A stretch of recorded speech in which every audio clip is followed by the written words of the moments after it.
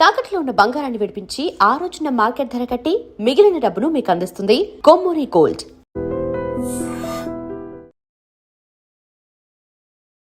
Sir నమస్తే అండి. నమస్తే సార్. సార్ గతంలో మనం మాట్లాడుకున్నప్పుడు బీజేపీ బెంగాల్ గెలిచిన తర్వాత చికెన్ నెక్ ధర చాలా స్ట్రిక్ట్గా ఉంటుంది, ఇటువంటి అటు పంపిస్తుంటారు. బీజేపీ ప్రభుత్వం ఏర్పడిన వెంటనే చాలామంది స్వచ్ఛందంగా వాళ్ళ దేశానికి వెళ్ళిపోయారని ఇవన్నీ మనం మాట్లాడుకున్నాం. కానీ తర్వాత కాలంలో చికెన్ నెక్ దగ్గర రెండు వర్గాలకు విడిపోవడం, మన బీఎస్ఎఫ్ మీద వాళ్ళ రాళ్ళ దాడి చేయడం, ఇవన్నీ పరిణామాలు చూస్తుంటే మరొకసారి వాళ్ళ అప్పర్ హ్యాండ్ అయి ఉంటుందా, లేదు టెంపరీగా అది నడుస్తుంటుందా, ఖచ్చితంగా వాళ్ళే వాళ్ళ దేశానికి వెళ్ళిపోతుంటారా? వాళ్ళకి వాళ్ళు వెళ్ళిపోయే రకం వీళ్ళు కాదు సార్. వాళ్ళకి వాళ్ళు వెళ్ళిపోతే ఎప్పుడో వెళ్ళిపోవాలి సార్.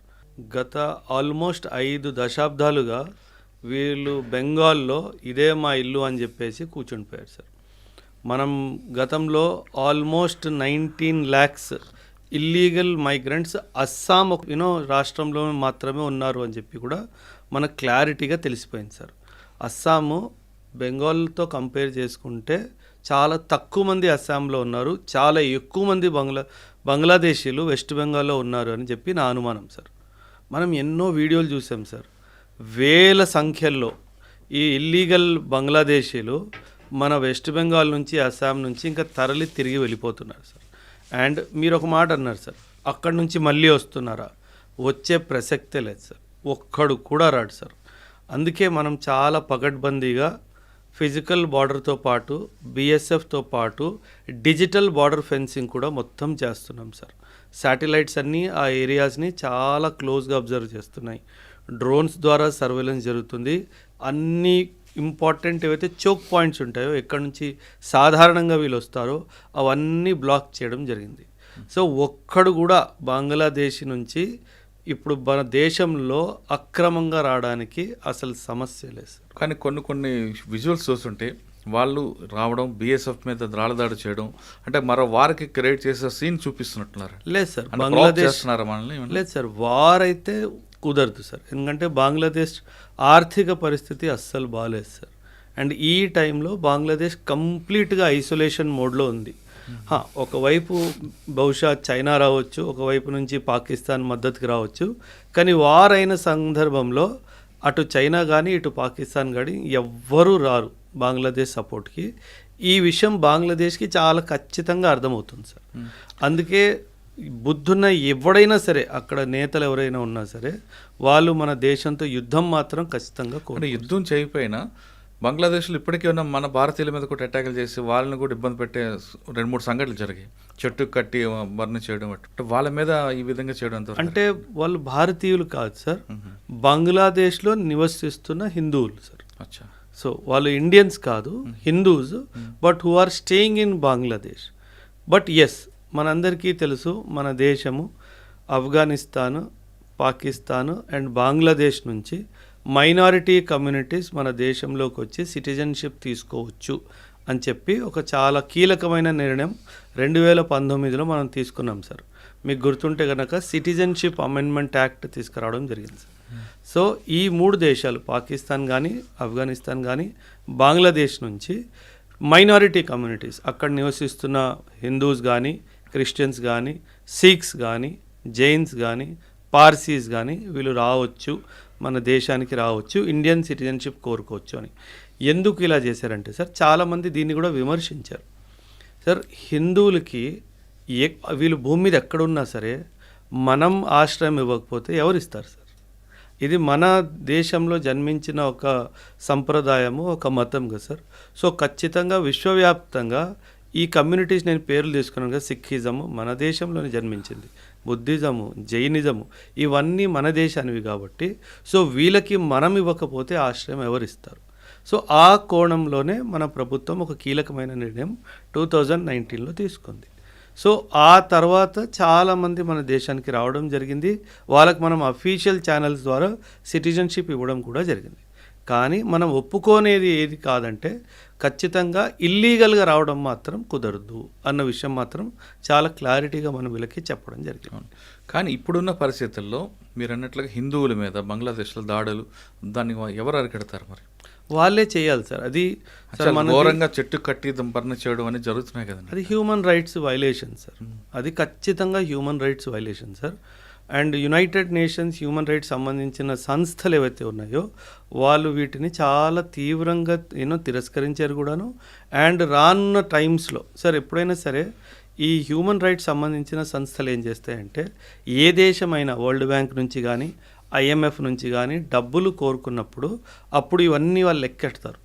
మీ దేశంలో హ్యూమన్ రైట్స్ వైలేషన్స్ జరుగుతున్నాయి, మీరు ఏం చేయట్లేదు, మీరు హ్యూమన్ రైట్స్ విషయంలో ఏం చేస్తారో చెప్తే అప్పుడు డబ్బులు రిలీజ్ చేస్తామని చెప్పి కండిషన్స్ విధించడం కూడా జరుగుతుంది సార్. సో ఆ పరిస్థితిలో ఖచ్చితంగా వాళ్ళకి వాటి జరిమానా మాత్రం చెల్లించాల్సి వస్తుంది సార్. కానీ చికెన్ నెక్ దగ్గర మీరు అన్నట్లుగా టెక్నాలజీగా మనకి ఉంటాయి అక్కడ సెక్యూరిటీ ఏర్పాటు చేయడం కానీ 100% సార్. ఇన్ఫ్యాక్ట్ మన పాకిస్తాన్ బార్డర్లో ఏ విధంగా చేస్తాం అలా చేస్తుంటారా? అది ఇన్ఫ్యాక్ట్ మేబీ ఇంకా ఎక్కువ ఎత్తులో జరుగుతుంది సార్. నార్త్ ఈస్ట్లో మనకు గుర్తుంటే సిక్కిం 1975లో మనం ఇండియాలో సిక్కింని చేర్చుకున్నాము, ఇంటిగ్రేట్ చేసుకున్నాము. ఇన్ఫ్యాక్ట్ మీరు అక్కడ మ్యాప్ చూస్తే కనుక మీరు డోక్లాం వ్యాలీ అని చెప్పేసి చికెన్ నెక్కి సరిగ్గా పైనే ఉంటుంది సార్. ఆ డోక్లాం వ్యాలీ అనేది చాలా నేరో వ్యాలీ అనమాట. ఆ వ్యాలీని వెడల్పు చేయాలన్న ఉద్దేశంతోనే 1975లో ఇందిరాగాంధీ గారు మన దేశానికి ప్రధానమంత్రిగా ఉన్నప్పుడు సిక్కింని మనం ఇంటిగ్రేట్ చేసుకోవడం జరిగింది. చాలా కూటనీతి జరిగింది సార్. ఆ సిక్కింని ఇండియాలో ఇంటిగ్రేట్ చేసుకోవడానికి అతి ముఖ్యమైన కారణము మన చికెన్ స్నెక్ని కాపాడుకోవడమే సార్. ఒకవేళ నార్త్ నుంచి చైనా గనక అటాక్ చేస్తే మనం సిక్కిం నుంచి ఒకవైపు, భూటాన్ నుంచి ఇంకోవైపు మనం కౌంటర్ అటాక్ చేయడానికి వీలవుతుంది. సో ఈ విషయం చైనాకి అర్థమవుతుంది. అందుకే 1975లో మనకి సిక్కిం మన ఇండియాలో జాయిన్ అయినప్పటికీ 2003 వరకు చైనా సిక్కింని ఇంటీగ్రల్ పార్ట్ ఆఫ్ ఇండియాలో భావించలేదు. ఫైనలీ 2003లో ఇది జరిగింది. మీరు డోక్లా గురించి మాట్లాడారు కాబట్టి అవును సార్, చాలా మంది మిమ్మల్ని మీ ఇంటర్వ్యూలో అడుగుతున్నారు. పాకిస్తాన్ బార్డర్లో LOC ఆ ఏరియాలో వెపన్స్తో ఉంటాం, కానీ చైనా బార్డర్లో మనందరూ ఎందుకు వెపన్స్ ఉంటాం? LOCకి LACకి డిఫరెంట్ ఏంటి? లైన్ ఆఫ్ కంట్రోల్ అంటే సార్ ఎప్పుడైనా ఇది ఒక military held line sir. Line of control is a military held line. Line of actual control ఏదైతే ఉందో సార్ అది మిలిటరీ హెల్డ్ లైన్ కాదు సార్. ఉన్నారు ట్రూప్స్ పోస్టెడ్ ఉన్నారు, కానీ పరిస్థితులు పాకిస్తాన్తో ఎలాగైతే దారుణంగా ఉన్నాయో అలా LACలో లేవు సార్. 1962లో మనకి చిన్న యుద్ధం ఏదైతే జరిగిందో చైనాతో, ఆ తర్వాత మనం ఒప్పందంకి వచ్చింది ఏంటంటే ఆయుధాలతో మనం బార్డర్ వైపుకి వెళ్ళకూడదు, ఒకవేళ గొడవ జరిగినా సరే మనం ఫైర్ వెపన్స్ని వాడకూడదు, సో దట్ వార్ ఎస్కలేట్ అవ్వకుండా చూసుకోవడానికి. మీరు చూసుంటే కనుక సార్ JNKలో కూడా చైనా బార్డర్ ఉంది మనకి. మనం దెప్సాంగ్ వ్యాలీస్, పెంగాంగ్సో లేక్, ఇక్కడ మీకు గల్వాన్ క్లాషెస్ గుర్తుంటే కనుక మీరు చూస్తే అందులో లాఠీలతో కొట్టుకుంటున్నారు తప్పితే ఆయుధాలు ఎవరు వాడట్లేదు, ఎందుకంటే అదొక ఒప్పందం ఉంది కాబట్టి. సో దట్ ఒక చిన్న విషయము పెద్ద యుద్ధంగా మారకుండా ఉండడానికి రెండు దేశాలు కలిసి తీసుకున్న ఒక మంచి నిర్ణయం. కరెక్టే, కానీ రాబోయే కాలంలో మనకి చైనా నుంచి ఎక్కువ కనిపిస్తుంది కాబట్టి యుద్ధం వచ్చే అవకాశం ఉంది. ఇదే విధంగా మన కర్రలతోనో రాళ్ళతోనో చేతులతో కొట్టుకుంటే మరో పాకిస్తాన్లో తయారయ్యే అవకాశం ఉందని కొంతమంది sir. China is a much bigger enemy than Pakistan any day. మనకి ఎప్పటికైనా సరే సార్ పాకిస్తాన్ మనకి మనం పెద్దగా వాడి గురించి ఆలోచించాల్సిన అవసరం కూడా లేదు సార్. మనం ఆలోచించాల్సింది ఖచ్చితంగా చైనా గురించి సార్. సార్ ఎప్పుడైనా సరే మిలిటరీ శక్తి ఏంటో దీనికి 3 పిల్లర్స్ ఉంటాయి సార్. ఒక సోల్జర్ బార్డర్ దగ్గర నిల్చొని యుద్ధం ధైర్యంగా పోరాడుతున్నాడు అంటే దానికి 3 కారణాలు సార్. ఒకటి, ఆ సోల్జర్ చేతిలో మనం ఇచ్చిన ఆయుధము. రెండవది, సోల్జర్కి మనం ఇచ్చిన ధైర్యము, నీ దేశం నీతో పాటు ఉంది, నువ్వు ధైర్యంగా ఉండు, వీఆర్ సపోర్టింగ్ యూ అనేది. మూడవది పొలిటికల్ విల్ సార్. ఈ 3 ఉంటే కనుక ఖచ్చితంగా ఏ యుద్ధాన్ని మనం ఓడిపోం సార్. 1962 వార్ ఏదైతే చైనాతో జరిగిందో అది ఓడిపోవడానికి కారణం సైనికుడు కాదు, సైన్యం కాదు. It was a political and diplomatic failure sir. It was a political and diplomatic failure. So China is the bigger enemy than Pakistan any day to India sir. Pakistan గురించి మనం పెద్దగా ఆలోచించాల్సిన అవసరం కూడా లేదు. కానీ మరి వెపన్తో ఉండొచ్చు కదండి ఇప్పుడు నుండి, అప్పుడు సడన్గా మనం అవసరం లేదు కదా సార్. ఎందుకు సార్? వెపన్ ఎప్పుడైనా సరే గుర్తుపెట్టుకోండి సార్, ఇది బ్యాటిల్ ఫీల్డ్ని ఇంటెన్సిఫై చేస్తుంది. మన ఉద్దేశం యుద్ధం చేయడం కాదు కదా సార్. ఏ దేశమైనా సరే యుద్ధం కాకుండా మాటలతో, డిప్లొమసీతో ఒక పీస్ని ఎస్టాబ్లిష్ చేయడానికే ప్రయత్నిస్తుంది.